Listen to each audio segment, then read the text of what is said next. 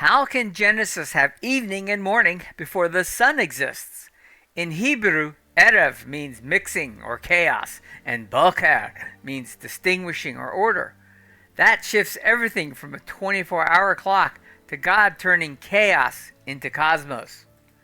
Okay, everyone, hi, my name is Mark Bates. This is the Rabbit Room Apologetics channel, and we thank you for joining with us. We have another Bible study, so let's get into it. Today, we're in Genesis 1 through 5. Now, if you haven't looked at my other videos, there's the one on the garden, there's one on Adam and the fall. They all build upon each other. So I would suggest going back there. But right now we're here in Genesis 1 through 5. In the beginning, God created the heavens and the earth. The earth was without form and void, and darkness was over the face of the deep, and the Spirit of God was hovering over the face of the waters. And God said, "Let there be light," and there was light. And God saw that the light was good, and God separated the light from the darkness. God called the light day, and the darkness he called night. And there was evening and there was morning, the first day. All right, let's get into the Bible study. Right? All right. Here is, and I'm using Logos Bible Study software. And once again, if you want some help with this, we'll be doing setup time, and we'll help you get the most out of this that you can. Here's the English that we just talked about, and here's the Hebrew below it, right? So, we have to deal with the Hebrew here to understand what this really means. The sun appears on day 4 of Genesis, yet the text speaks of evening and morning for the first 3 days. The temporal paradox has puzzled readers for millennia. How can there be sunset and sunrise before the sun exists? The answer lies buried in ancient Hebrew linguistics. A medieval Jewish scholar named Nahmanides,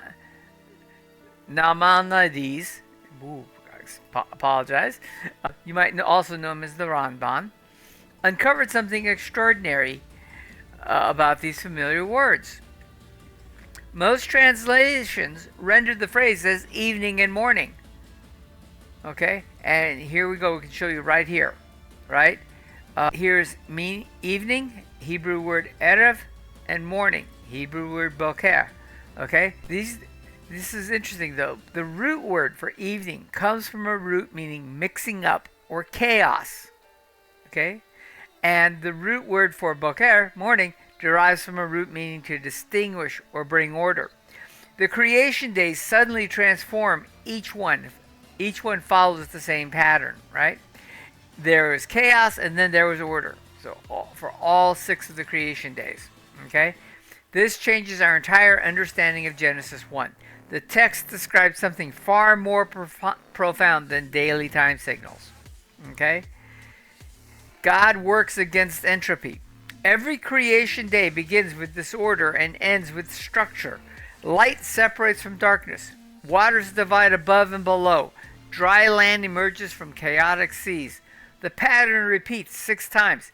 Chaos to cosmos, mixture to distinction, disorder to design. Modern physics tells us that natural systems move toward entropy. They break down.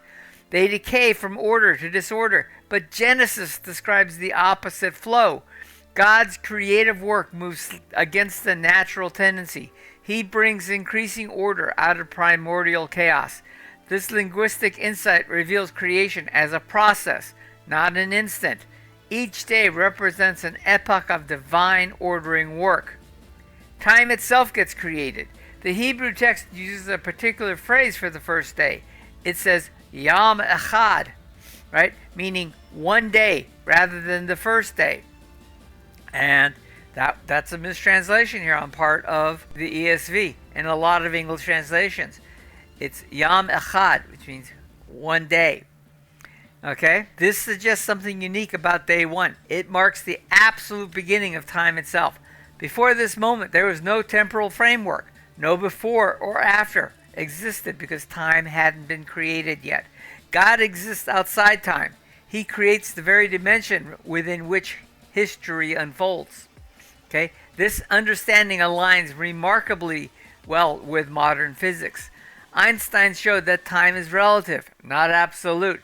It depends on the observer's frame of reference. And we get to participate in this, right? We are divine partners with God. The chaos to order framework reveals something crucial about human purpose. We're not passive observers of creation.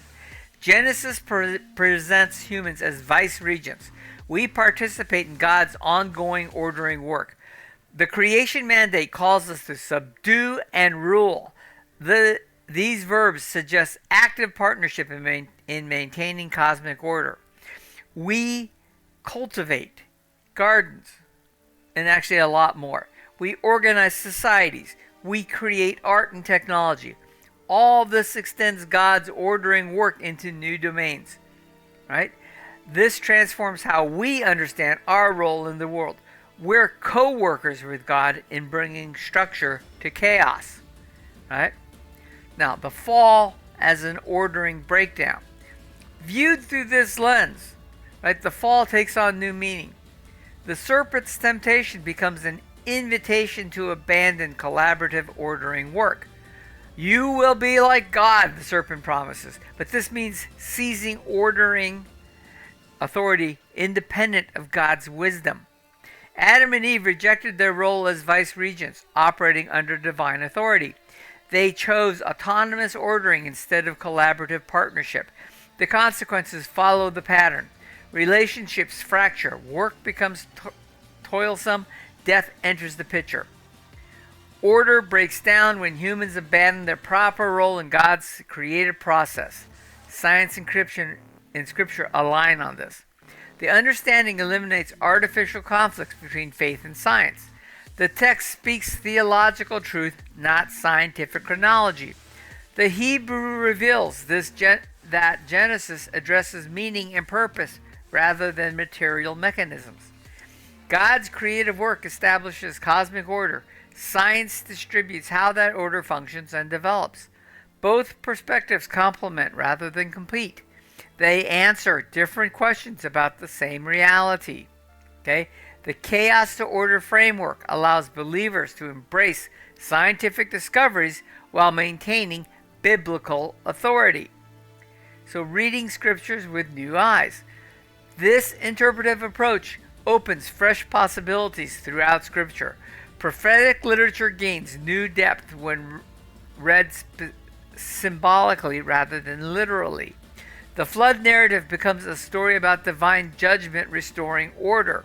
The Tower of Babel addresses human attempts at autonomous ordering.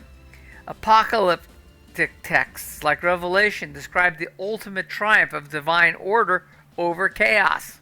Okay? The chaos to order theme runs throughout biblical literature. Readers discover layers of meaning previously hidden by rigid literalism. The text speaks with renewed relevance to contemporary questions. And we're still safeguarding faithful interpretation. Some worry that non-literal interpretation undermines biblical authority. I guarantee you it does not. But faithful exegesis requires understanding authorial intent within historical context. Ancient Hebrew literature employed different genres and conventions than modern writing. Imposing contemporary categories distorts the original message. Legitimate interpretation follows established principles. It respects textual language, historical context, and canonical coherence. Okay? The goal remains unchanged. Understanding what God intended to communicate through human authors to their original audiences. Right?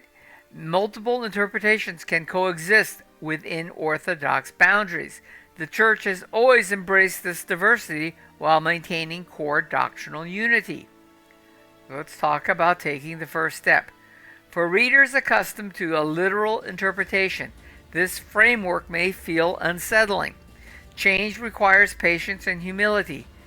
Start by reading Genesis 1 in multiple translations. Notice how different versions handle the Hebrew words for evening and morning. Explore trusted commentaries that respect both biblical authority and ancient context. Nahmanides offers a starting point for this journey. Okay? Ask questions without rushing to conclusions. Understanding deepens through dialogue and community engagement. One of the videos previously was pay attention to the weird passages. That's where there's really good stuff. I'm going to tell you right now, the creation account is a weird passage because a lot goes on in here that you may not be aware of. Okay? Remember that core truths remain constant. God is sovereign creator who brings order, purpose, and life to the universe. Nothing changes that. Whether read literally or symbolically, Genesis proclaims the same fundamental message about divine creative power. There's a deeper story, though.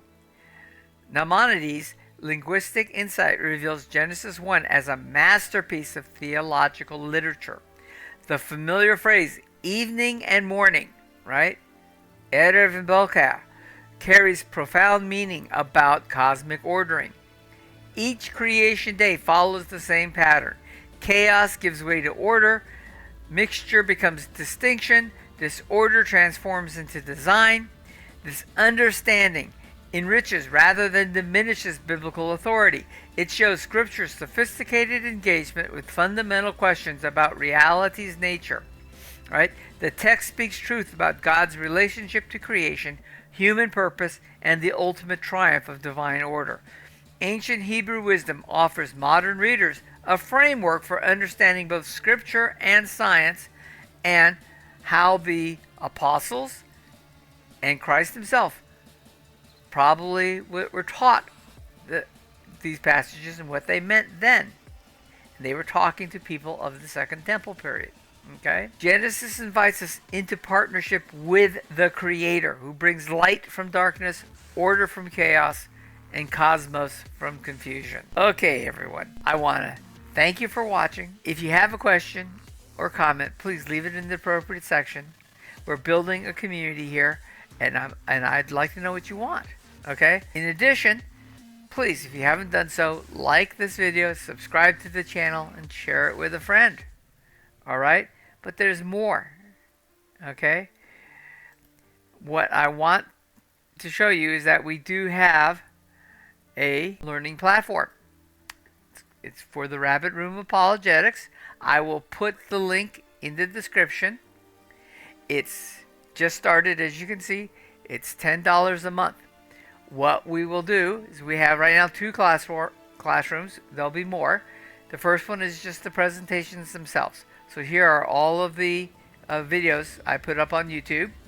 And here's, and I'll put this one up either.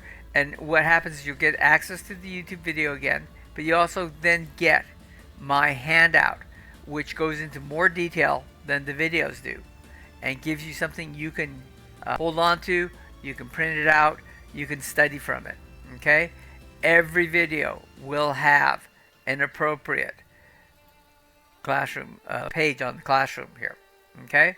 And then the other one is Islamic polemics. If you're ever interested in how to address Muslims about Christianity and Christ, we're going to be putting a whole bunch of teachings on here. This is just the first couple that we're building. We're going to build quite a few more for you to work with. All right? And the community does have a section where you can write questions, you can talk to each other, you can ask me to expound upon something. So it's a full two-way communication stream here. And remember, it's only $10 a month. So think about it. It's easy. I'll have the description I'll have the link in the description. Sorry.